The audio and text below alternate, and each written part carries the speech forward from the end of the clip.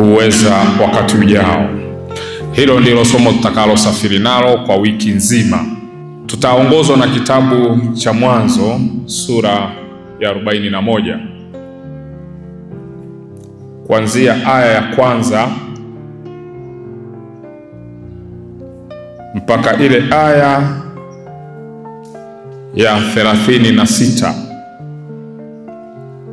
Ni kama sura nzima. Ukipata nafasi unaweza ukaisoma yote, lakini mimi kuna mahali ninataka ni papitie ili tuweze kuendelea na hili somo linalosema kuuweza wakati ujao. Kitabu cha Mwanzo sura ya 41 kuanzia aya ya kwanza na kuendelea. Nitasoma lakini nitaruka sehemu ili kusudi pia kwa sababu ya muda nitaona mahali ambapo nachukulia pointi zangu. Inasema, ikawa mwisho wa miaka 2 mizima, Farao akaota ndoto, na tazama amesimama kando ya mto, na tazama ng'ombe 7 wazuri wanono walipanda kutoka mtoni, wakajilisha manyasini, na tazama ng'ombe 7 wengine wakapanda nyuma yao kutoka mtoni, wabaya wamekonda, wakasimama karibu na wale ng'ombe wengine ukingoni mwa mto. Kisha hao ng'ombe wabaya waliokonda wakawala wale ng'ombe 7 wazuri wanono. Basi Farao akaamka, akalala, akaota ndoto mara ya pili. Tazama masuke 7 yalimea katika bua moja, makubwa mema, na tazama masuke 7 membamba yamekaushwa na upepo wa mashariki yakatokeza baada yao. Kisha hayo masuke membamba 7 yakayala yale masuke 7 makubwa yaliyojaa. Basi Farao akaamka, kumbe ni ndoto tu. Hata asubuhi roho yake ikafadhaika, akapeleka watu kuwaita waganga wote wa Misri na watu wote wenye hekima walioko. Farao akawahadithia ndoto yake, wala hakuna aliyeweza kumfasiria Farao mambo hayo. Basi mkuu wa wanyeshaji alimwambia Farao akisema, na yakumbuka makosa yangu leo. Farao aliwakasirikia watumwa wake, akanitia nifungwe nyumbani mwa mkuu wa askari, mimi na mkuu wa waokaji. Tukaota ndoto usiku mmoja, mimi na yeye, kila mtu kwa tafsiri yake. Na huko pamoja nasi palikuwa na kijana Mwebrania, mtumishi wa mkuu wa askari. Tukamhadithia, naye akatufasiria ndoto zetu, akamfasiria kila mmoja kama ilivyokuwa ndoto yake. Ikawa kama vile alivyotufasiria ndivyo ilivyotokea. Mimi nalirudishwa katika kazi yangu, na yeye alitundikwa. Ndipo Farao akapeleka watu, akamwita Yusufu, wakamleta upesi kutoka gerezani. Akanyoa, akabadili nguo zake na kuingia kwa Farao. Farao akamhadithia, akamwambia Yusufu, nimeota ndoto wala hakuna wezaye kunitafasiria, nami nimesikia habari zako ya kwamba usikiapo ndoto waweza kuifasiri. Yusufu akamjibu Farao akasema, si mimi. Mungu atampa Farao majibu ya amani. Farao akamwambia Yusufu, katika ndoto yangu nalikuwa nikisimama ukingoni mwa mto, tazama ng'ombe 7 wanatoka mtoni, wanono wazuri, wakijilisha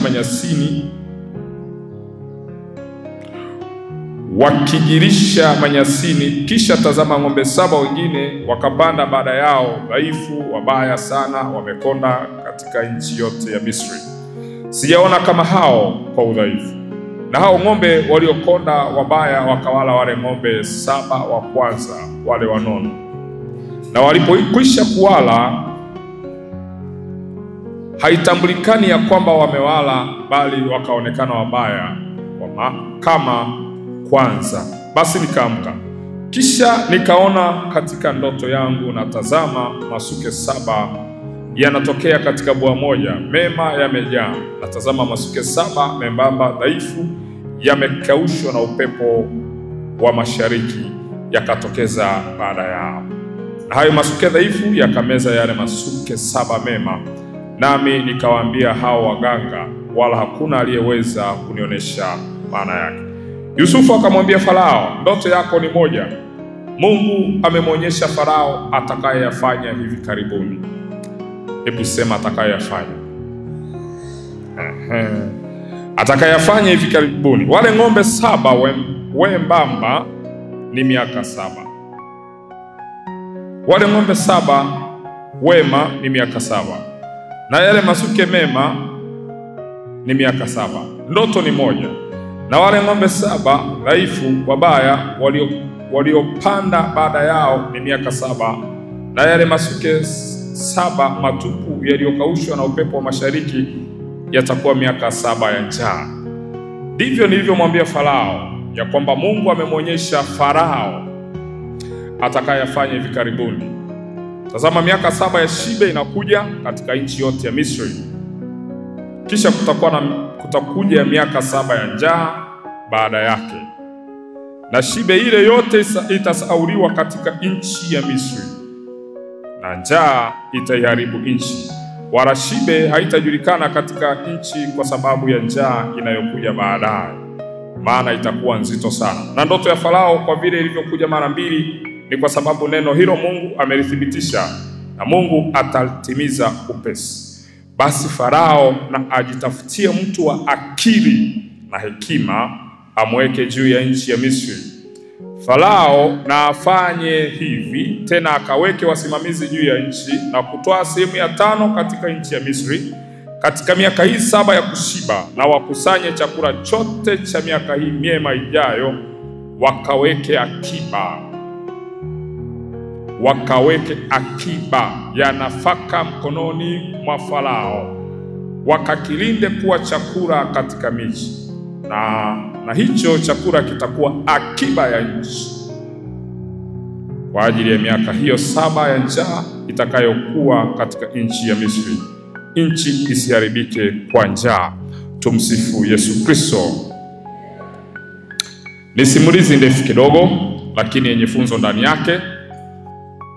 Tumeona mfalme wa Misri aliyekuwa anaitwa Farao aliota ndoto, na ile ndoto alipoota akashindwa kufahamu ile ndoto ina maana gani, na baada ya kushindwa kufahamu kwamba hiyo ndoto ina maana gani, akamuita kijana mmoja wa Kiebrania aliyekuwa amefungwa gerezani, anaitwa Yusufu. Akamwambia Yusufu, nimeota ndoto, lakini ndoto hii sijafahamu inamaanisha nini. Labda unisaidie kufahamu hii ndoto inamaanisha nini. Yusufu akamwambia, ndoto yako inamaanisha jambo moja. Hiyo hao ng'ombe 7 walionona, hao ng'ombe 7 ulioona waliokonda, na hayo masuke 7 ulioona yamenona, hayo masuke 7 yaliyonyeuka, ndoto ni moja. Naambia ng'ombe 7 ni miaka 7 na masuke 7 ni miaka 7. Lakini ni miaka ambayo bado haijatukia, ni miaka inayokuja mbele. Kwa maana nyingine ni kwamba alimuonesha wakati unaokuja, kwamba kuna miaka 14 mbele inakuja. Lakini hii miaka 14 inayokuja itakuwa imegawanyika. Itakuwa imegawanyika makundi mawili. Kundi moja litakuwa ni miaka mizuri sana, watu watakula, watashiba, watanenepa, wataendelea, watafanya biashara. Lakini pia akamwambia kuna miaka 7 nyingine inakuja. Sasa hiyo miaka 7 nyingine inayokuja ndio miaka mibaya zaidi. Ni miaka gani? Akamwambia hii itakuwa miaka ya njaa. Kwa hiyo itatukia mahali pote. Kwa hiyo ni kama alimpelekea ujumbe mapema kwamba jiandae, kuna miaka ya hatari inakuja. Wakati utakapokuwa kwenye miaka mizuri, hakikisha unatafuta unajiwekeza vizuri, ili ile miaka itakapokuja ya shida ukute umejiwekeza vizuri. Somo letu linasema wakuweza wakati ujao. Sasa kipengele cha kwanza kabisa kinasema uwekezaji. Naomba uandike uwekeza. Wekeza, hicho ndo kipengele cha kwanza. Kwenye hili simulizi tunaona kabisa kwamba Yusufu anamwambia Farao, tafuta mtu ambaye atahakikisha kwamba wakati wa shibe anatafuta chakula atakachokiweka kama akiba. Duniani wanaoitawala dunia ni wawekezaji. Hakuna maskini anayeweza akatawala wakati unaokuja. Anayeweza kutawala wakati unaokuja ni tajiri. Mwekezaji anaweza akatawala miaka ya shibe na miaka ya njaa. Kwa vile Misri ilikuwa imejipanga, iliwekeza chakula, watu wa taifa la Misri hawakuhangaika kwenye upande wa chakula, lakini mataifa mengine yalihangaika kutafuta chakula. Na ndicho hichi kipindi ndugu wa Yusufu, kwa sababu ya ile njaa, walienda Misri kutafuta chakula. Kwa nini ndugu wa Yusufu walienda Misri kutafuta chakula? Maana yake ni kwamba kwenye taifa lao kulikuwa na njaa, lakini kwenye taifa la Misri walipata habari kwamba kuna chakula. Kwa hiyo mzee Yakobo akawatuma watoto wake kwamba enenda huko kwenye taifa la Misri mkanunue chakula mkalete tutumie, kwa sababu kwenye taifa letu chakula hakipo. Kwa hiyo wanapoenda huko ndio wanaenda wanakutana na ndugu yao Yusufu aliyemuuza. Sasa hiyo ni story ya siku nyingine. Tuangalie namna ambavyo Misri yenyewe ilikwepa kuingia kwenye mtego wa kuteseka kwenye nyakati za njaa. Ilikwepa kuingia huko ni kwa sababu ilikuwa imewekeza, ilikuwa na akiba. Tajiri wa aina yoyote anayejinasibu kama tajiri, anajinasibu kwa mali alizonazo, lakini anajinasibu pia zaidi kwa mali alizowekeza. Kwa hiyo kwenye kuwekeza kuna maeneo matatu. Eneo la kwanza, wekeza kwenye afya. Hakikisha unapokuwa unatafuta mafanikio yako, unahakikisha unailinda pia na afya yako, ili utakapopata mafanikio uyafurahie wewe mafanikio. Kuna watu ambao wamehangaika kutafuta pesa, baada ya kuwa wamepata pesa wakagundulika kwamba wana magonjwa.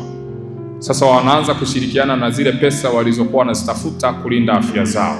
Kwa hiyo hakikisha unapokuwa unatafuta pia mafanikio yako, hakikisha pia unalinda afya yako, ili utakapopata hayo mafanikio ushirikiane pia na afya yako kuyafurahia hayo mafanikio. Ni muhimu sana pia na wewe ukajifunza kuwekeza kwenye afya yako. Linda afya yako vizuri. Kula chakula kizuri. Fanya mazoezi. Ni mojawapo ya kulinda pia afya yako. Eneo la pili la kuwekeza, wekeza kwenye familia yako. Ni vizuri kuwa na marafiki. Ni vizuri kuwa na ndugu. Ni vizuri kuwa na washikaji. Lakini hao kuna nyakati wanaweza wakakuacha. Lakini wanafamilia hawezi wakakuacha. Wekeza upendo kwenye familia. Wanafamilia wako ndo watu wa mwisho watakaobaki na wewe nyakati zote. Kwa hiyo hakikisha unawekeza kwenye familia yako. Eneo la tatu unalotakiwa kuwekeza, wekeza kwenye uchumi. Wekeza kwenye uchumi. Changamoto ya tulio wengi ni kwamba inawezekana tunaifahamu elimu ya kuwekeza, au inawezekana pia hatufahamu hiyo elimu ya kuwekeza. Tuchukulie kwamba basi tunafahamu, lakini tunapuuzia.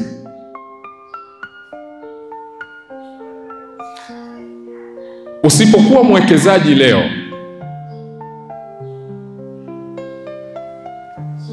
kesho dunia itakutawala. Kwa hiyo ili uitawale dunia inayokuja, hauitawali dunia inayokuja kwa kufanya kazi sana. Hauitawali dunia inayokuja kwa kusali sana. Hauitawali dunia inayokuja kwa kuwa tuna matendo mazuri. Vyote hivyo kweli vinahitajika.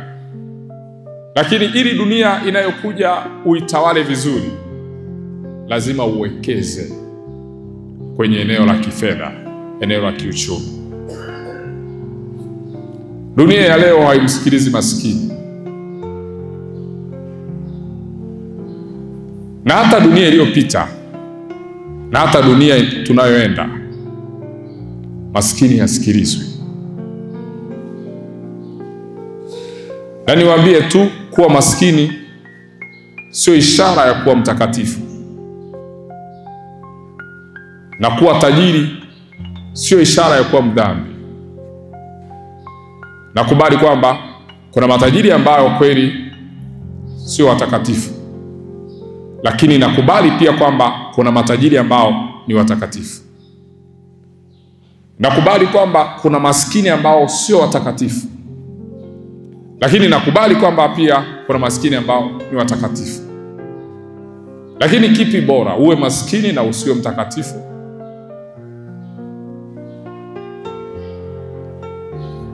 Kumbe dunia inayokuja lazima uitawale kwa kuwekeza. Utaniuliza, mwalimu, kwa kipato gani nilicho nacho mimi ambacho sasa ninaweza nikawekeza? Siku zote ukidharau pesa ndogo, hauwezi ukaiheshimu pesa kubwa. Wanaoheshimu pesa kubwa leo waliheshimu kwanza pesa ndogo. Yaani ukidharau 1,000 hauwezi ukaiheshimu 10,000. Usipoheshimu 10,000 hauwezi ukaiheshimu 100,000. Kumbe uwekezaji hauanzi kipato kikubwa kama wengi tunavyoweza kufikiri, kwamba lazima niwe na kipato kikubwa ndo nianze kuwekeza. Kila mmoja awekeze kulingana na uwezo alionao, pale pale ulipoanzia hapo. Kuna watu leo wamekaa tu mahali wanawekeza, wanamiliki nyakati zijazo, na wakishamiliki hizo nyakati zinazokuja, wanahakikisha kwamba watakao kuwa wafanyakazi wa nyakati zinazokuja ni wale ambao hawajawekeza. Lakini wale waliowekeza ndio watakao kuwa watawala na wamiliki wa hizo nyakati zinazokuja. Farao anashauriwa na Yusufu, anaambiwa kwamba hakikisha unaweka akiba. Na tunaona kabisa kwamba Farao hakubisha kile ambacho Yusufu alimwambia, alikitii. Na matokeo yake ya kutii ni kwamba Farao anaiokoa nchi ya Misri kutoka kwenye balaa la njaa. Kumbe mtu yeyote anayewekeza anajiepusha na mabalaa ya aina yoyote yanayotokea huko mbele. Eneo lingine wanalotakiwa kuwekeza ni eneo la maombi.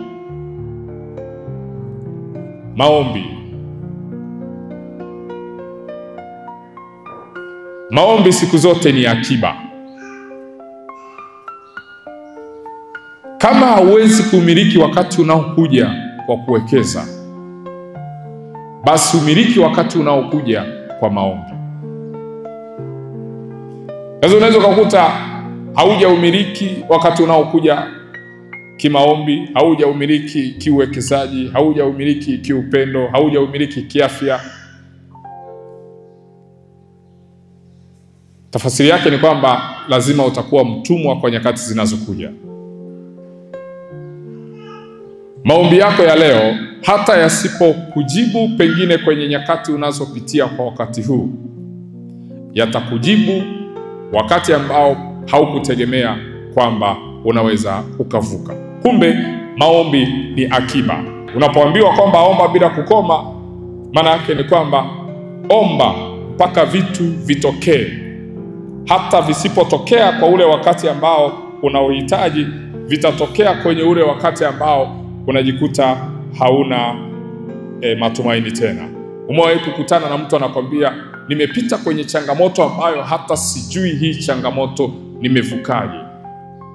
Lakini huyo mtu ukitrace kurudi nyuma, utakuta kwamba amekuwa akiomba, akisali, akifunga, akitoa sadaka na akifanya mambo mengine mazuri kabisa. Ndio sababu amefika hapo alipofika leo.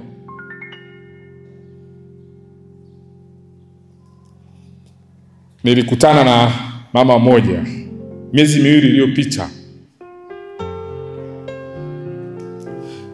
Yule mama ni mfanyakazi wa serikali, ni mkuu wa idara mahali fulani. Kwenye kitengo chake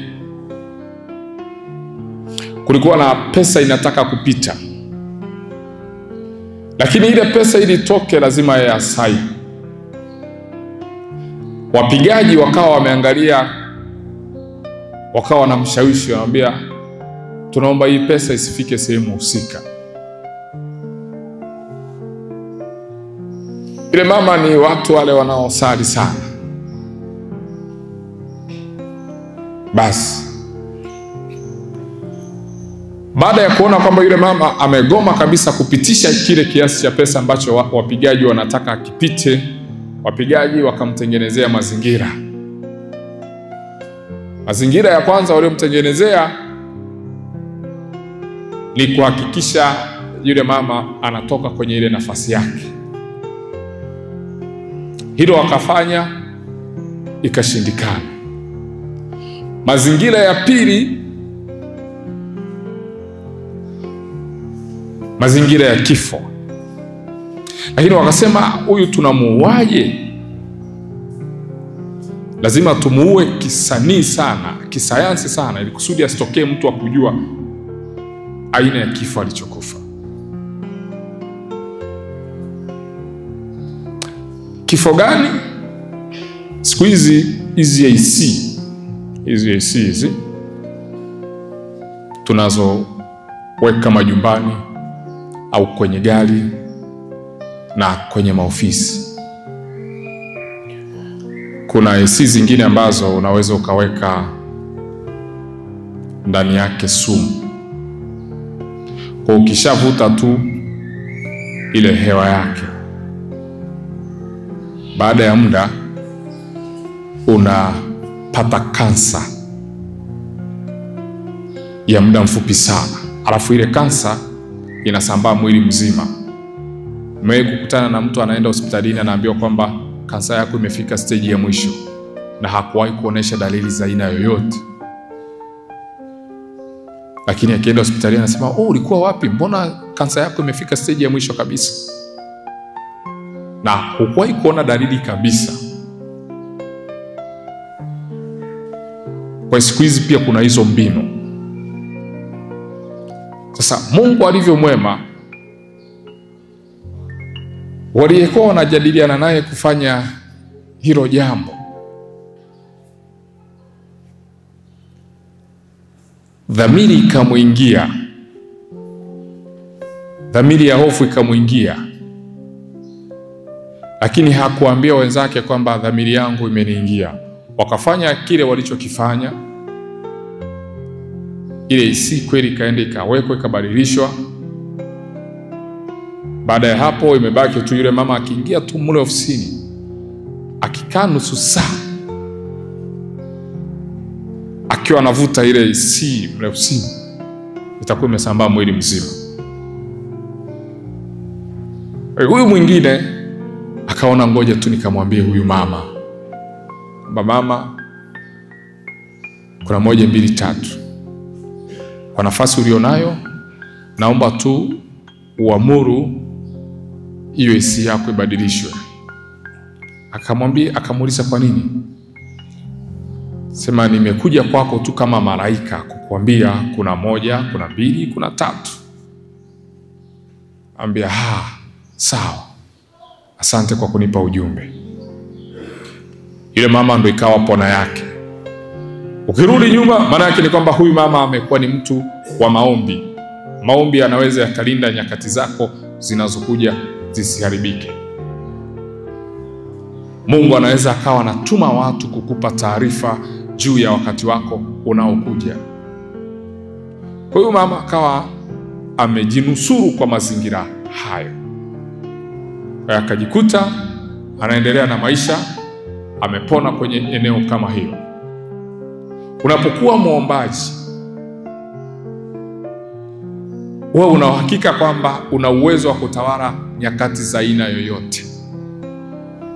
Utatawala nyakati za dhiki, utatawala nyakati za furaha, utatawala hata nyakati za vita. Kwa nini watu wengi tunashindwa kwenye vita? Ni kwa sababu wakati mwingine tunakuwa hatuna akiba ya maombi. Umewahi kupitia kipindi ambacho ni kigumu, kila mtu anakuonea huruma, lakini wewe ndani unasikia kuendelea mbele? Maana yake mtu kama huyu unakuta ni kwamba ana akiba ya maombi ndani yake, yanayomuinua, yanayomtia moyo, yanayomwambia hili nalo litapita, usikate tamaa, nenda vizuri. Watu wa aina hiyo tunao. Ukute yule mtu sasa ambaye hana akiba ya maombi, hao ni wale watu ambao ni rahisi sana kwao kukata tamaa. Akikutana na jambo anasema hapa ndo mwisho wangu. Kwa nini? Nyuma hana backup, hana akiba ya maombi inayompa nguvu za kuendelea mbele. Nyakati zinazokuja wapendwa, tutazimiliki ikiwa tutakuwa waombaji. Tutazimiliki tukiwa kwenye maombi. Dunia inatawaliwa na nguvu isiyoonekana,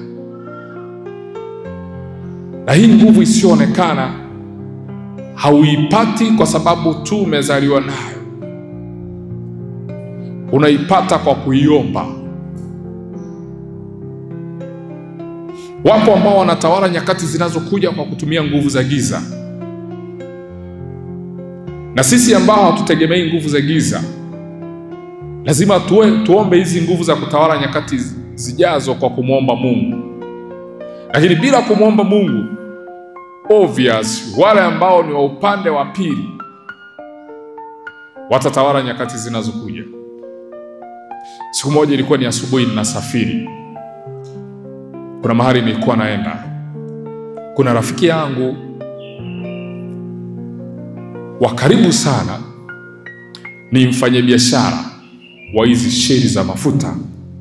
Sasa ukiwa na rafiki lazima unamchangia ili kusudi pesa isiende mbali, pesa irudi nyumbani. Sasa siku moja nikiwa nasafiri kwenye saa 11 kasoro, kumbuka ilikuwa saa 11 kasoro kama dakika 10 hivi, nikapita kwenye sheli yake ili niweke mafuta niendelee na safari. Ile alfajiri imefika pale, nikamkuta yule rafiki yangu. Nilipomkuta yule rafiki yangu, nikamkuta na mfanyakazi wake wa kiume mmoja, walikuwa wawili. Lakini pale sheli nikakuta wanamwaga maji. Lakini nilipochunguza kwa makini nikakuta yale maji ni kama kuna damu ilikuwa imemwagwa pale. Kwa hiyo walikuwa wanamwaga maji yale ili kusudi kufuta ile rangi ya ile damu itoke. Kwa hiki nini? Nikashuka. Kwa sababu ni mtu ambaye naweza nikamudu, nikamuuliza, hiki ni nini? Akaniambia, hivi unafikiri hii biashara bila kutafuta nguvu za upande wa pili tunaweza tukafanya?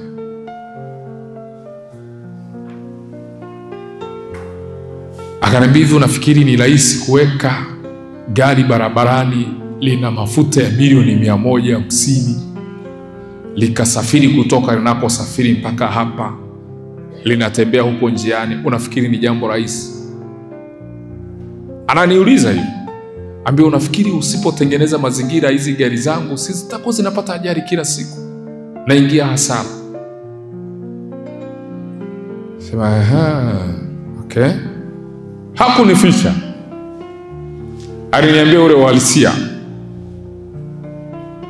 Watu ambao, ndio maana unaambiwa kwamba mafanikio ni siri, lakini huwa hawasemi ni siri gani. Kila mmoja anajua ni siri ya aina gani. Kwa hiyo wengine wanashinda nyakati zinazokuja kwa kutegemea nguvu wanazojua wao wenyewe. Na sisi kama Wakristo, ili tuwe na uhakika wa nguvu wa nyakati zinazokuja, lazima tumtegemee huyo Mungu atupe hizo nyakati ziwe njema.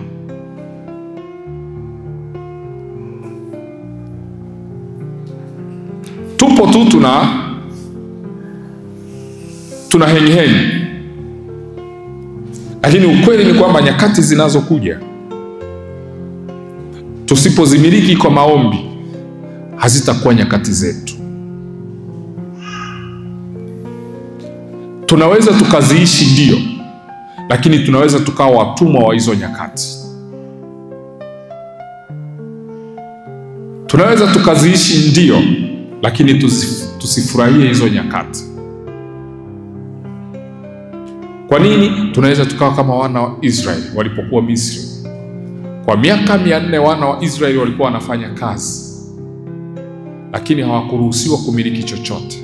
Kwa hiyo walichokuwa wanafanya kazi, walikuwa wanafanya kazi kwa ajili ya serikali ya Misri, kwa ajili ya serikali ya Farao. Wao walikuwa hawapati chochote. Kwa hiyo walikuwa ni watumwa. Ndio maana kuna baadhi ya familia, kuna watu ambao unakuta ni familia nzima wote wana roho ya utumwa. Yaani wote wanatumikishwaga tu. Hakuna ambaye anaweza akawa na sauti. Anatumikishwa tu, mnatumikishwa tu. Ukiangalia kaka mtu ni kibarua, dada mtu ni kibarua, nani ni kibarua. Yaani kuna aina ya familia ambazo wao ili maisha yaende, wao wamekuwa ni watu wa kutumikishwa tu kwenye maeneo yote. Kwa ukikutwa familia ina hiyo, ujue nyakati zao zimefungwa tayari. Unakuta kizazi kizima maisha yao ni maisha ya umaskini tu mpaka wanakufa. Kwa nini? Nyakati zao zimefungwa. Uje kukuta familia ambayo wao hawaolewi, maana yake ni kwamba nyakati zao zimefungwa wasiolewe. Uje kukuta familia ambayo wao hawajengi, yaani hawajengi nyumba za maana. Sizungumzii kujenga. Uwezo ukawa na kanyumba ka rumu 2 tu kasema hapo umejenga. Hapo uko kwenye kibanda.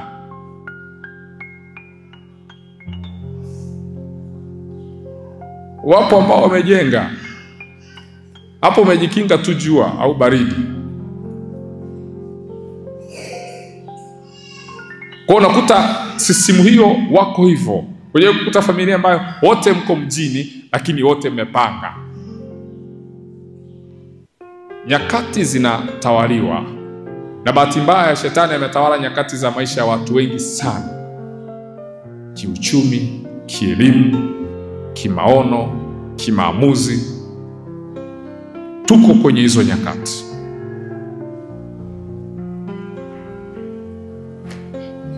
Kwa nini? Nyakati zinatawaliwa. Leo baada ya misa ya pili ile nilienda pale Butimba. Nienda kumwona daktari mmoja alikamatwa kwenye hili sekeseke lililotokea siku chache zilizopita. Nimekuta watu wengi sana. Kasema hapa nitatoka jioni hapa.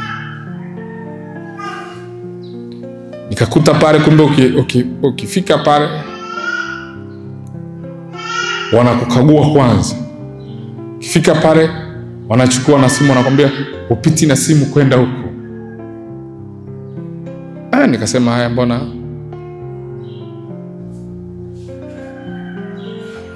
mageni haya? Basi mimi nikaenda. Kufika askari akaniambia, unaenda wapi kaka? Nikamwambia kuna mtu hapa nimekuja kumuona.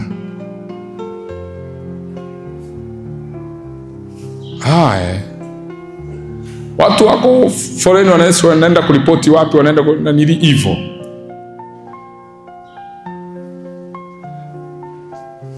Akaniambia haya, ngoja nije. Sijamuomba, ngoja nije. Kumbe wakija wanakuja wanaita majina. Fulani ndo mnaenda. Fulani ndo mnaenda. Sasa pale nimekuta watu wengi kweli. Nikasema hapa ngoje nirudi tu. Merundikwa. Kamwambia Mungu, si unajuaga mimi maisha yangu haya sio maisha yangu kabisa. Kimoyo tu namwambia Mungu, si unajua haya sio maisha yangu kabisa. Yule kaka akaenda, akafika alikofika, akasema njoo twende. Tukafika, akaniambia tukuitie wapi huyo mtu unayemtaka? Nikamwambia sasa kuchungulia kule, leo mimi ndo nimeenda kule. Nikasikia wanavyoangalia watu wanavyoongea, hata muelewani. Nikasema mbona mimi hapa sasa tutaelewana sasa? Nikamwambia basi pita hivi, uje tukuitie umuone hapa ana kwa ana.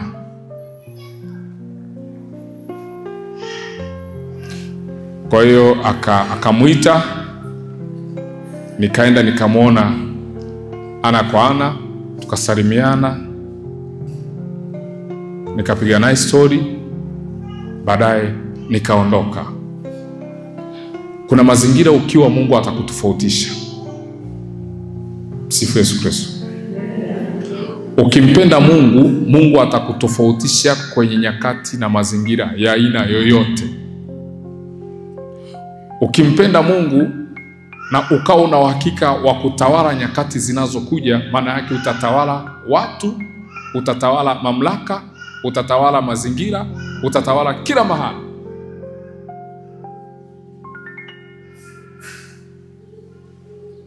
Mbia Mungu, hizi ni nyakati zangu, sasa mbona nachukuliwa poa?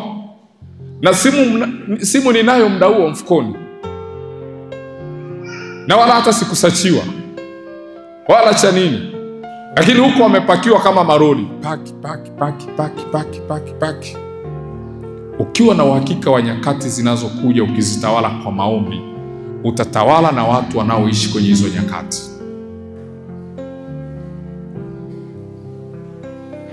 Kwa hiyo nikaenda nikamuona, baadaye nikatoka. Nikamwambia sasa, kwa sababu mmenihudumia vizuri, walikuwepo kama 5 pale, askari walikuwepo kama 5 pale ndani, kwa sababu mmenihudumia vizuri, siwapi rushwa, nawapa zawadi. Kawapa 10,000 kabisa zawadi. Mmenipokea tu vizuri na moyo mzuri. Kumbe mimi nimetoa pale sadaka bila wao kujua. Nilipokanyaga tu kwenye ile ardhi, nikamwambia Mungu, sihitaji uzao wangu kufungwa kwenye magereza ya kiroho na kimwili. Watoto wangu nitakaowazaa na niliowazaa, hili eneo lisiwe makazi yao. Haya mazingira yasiwe makazi yao. Hizi nyakati zisiwe nyakati zao. Kwa wao wameona nimewapa zawadi, lakini nimetoa sadaka, nimeinuiza tayari. Be Mungu, mimi sitaki watoto wangu kuja kuteseka kwenye mazingira kama haya. Yawe ni magereza ya kiroho au magereza ya kimwili. Kwa sababu lile eneo ukiingia ni eneo ambalo halina uhuru, kwa lugha nyepesi. Unapoona mazingira kama yale kwenye ulimwengu wa kimwili, uwe unahakika kwamba hata kwenye ulimwengu wa kiroho yapo. Tuna watu wengi ambao wako kwenye magereza ya ufalme wa giza. Wako huru kimwili, wanatembea, wanaweza kaenda wanakoenda, lakini rohoni wamefungwa tayari. Maana yake nyakati zao za mafanikio zimefungwa. Kwa nini zimefungwa? Kwa sababu ukiangalia hakuna maombi kwenye hizo nyakati. Wamefungwa. Kwa hiyo maombi, sala zinamiliki nyakati zinazokuja. Unafikiri kwa nini kufanikiwa kwa watu kumekuwa kugumu sana? Wanafanya kila linalowezekana. Kufanikiwa kwao kumekuwa kugumu sana ni kwa sababu wana jitihada za mwilini, lakini jitihada za rohoni hawana. Kwa hiyo shetani amehakikisha anawaachia jitihada za mwilini anawanyang'anya jitihada za rohoni. Na kitendo cha kuchukua jitihada za rohoni, maana yake amewanyang'anya matokeo. Chochote ambacho watu wanakimiliki leo, kabla hawajakimiliki kimwili, kilitakiwa kwanza kimilikiwe kiroho. Kwa hiyo kama hauna ambacho hauna leo, wewe una uhakika kwamba ni kwa sababu haujakimiliki rohoni. Lakini siku ukikimiliki rohoni, utaona matokeo yake mwilini.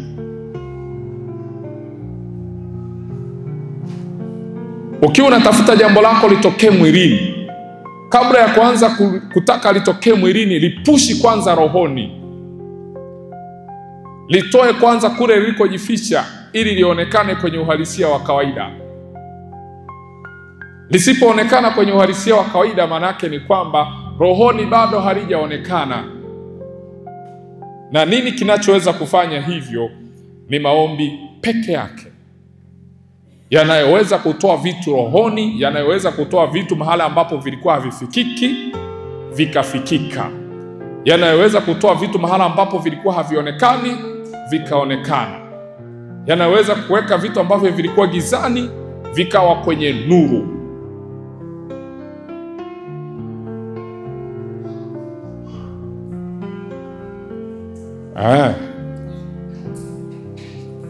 Nini kinachofanya hivyo? Ni maombi. Ngoja niwape challenge. Mnafikiri kwa nini wasomi wengi kufanikiwa kwao kumekuwa kugumu? Angalia wahadhiri wa vyuo vikuu. Angalia wale wanaojiita ni ma-specialist. Wana akili za mwilini sana, lakini akili za rohoni hawana. Wana mafanikio ya kielimu sana, lakini mafanikio ya kiuchumi hawana. Mnafikiri kwa nini wasomi wengi wanaandamwa au wanafuatiliwa sana na roho ya kucheleweshwa?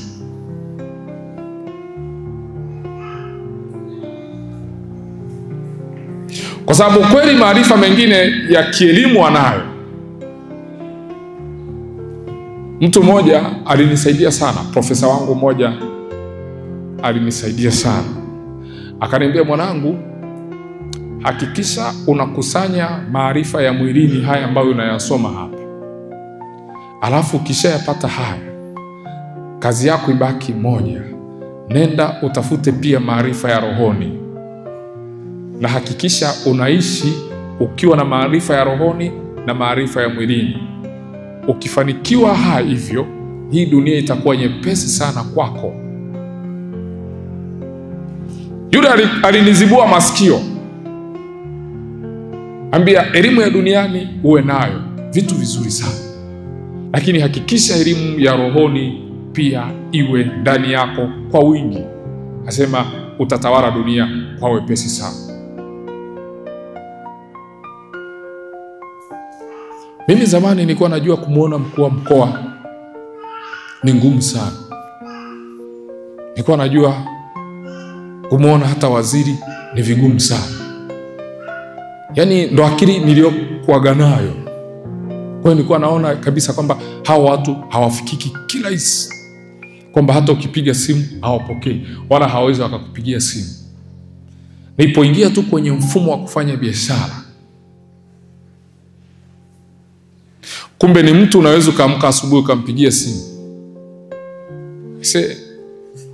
nahitaji kuja hapo ofisini kwako. Yaani ameshapanga ratiba zake, lakini ukaingilia ratiba yake na ukaingia.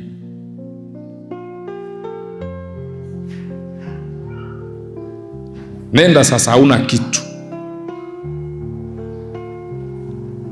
Kwanza unakutana na hata mlinzi tu pale getini kwenye ofisi. Ambia, huku unaenda kufanya nini? Mlinzi huyo. Naenda kumwona mkuu wa mkoa. Nakwambia leo sio siku ya kuonana na watu. Hayupo. Huyo ni mlinzi tu, haujafika kwa msaidizi wake au kwa secretary. Lakini kuna watu kule juu wanapiga simu, unaenda moja kwa moja, au andiki hata pale wanapo nini kwamba andika jina lako, sisi tukusaje, sisi tufanye nini, unaenda moja kwa moja. Ukitawala ulimwengu wa kiroho, Mungu atakupa nguvu za kutawala ulimwengu wa kimwili kwa kile ambacho utakuwa unakifanya. Yaani ukiwa na uhakika kabisa wa kutawala ulimwengu wa kiroho kwa maombi, hata ulimwengu wa kimwili utautawala. Kwa sababu ulimwengu wa kiroho ndio unatoa maagizo kwenye ulimwengu wa kimwili, na ulimwengu wa kimwili unatekeleza kile ambacho ulimwengu wa kiroho umetoa.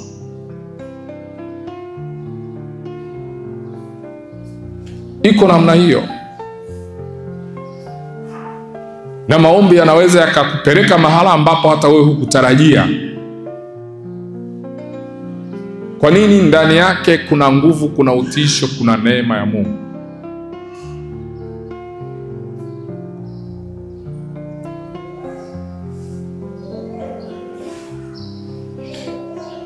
Kwa hiyo nyakati zinazokuja,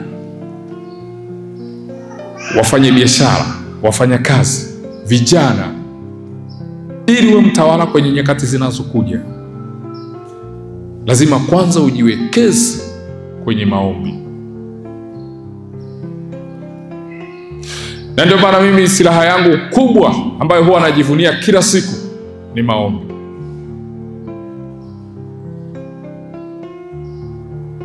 Kwa sababu maombi yanakufikisha mahala ambapo hukutarajia kufika.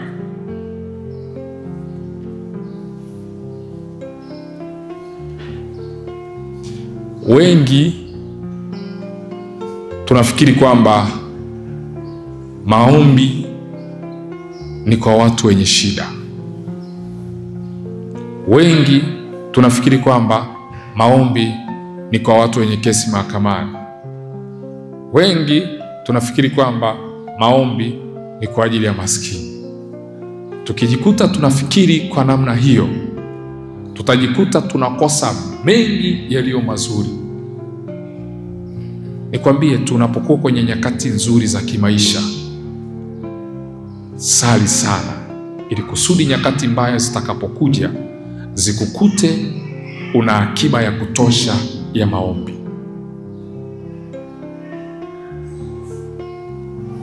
Lakini angalia, wengine huwa tunasali tunapokuwa kwenye nyakati ngumu, lakini tukiwa kwenye nyakati nzuri hatukumbuki kusali.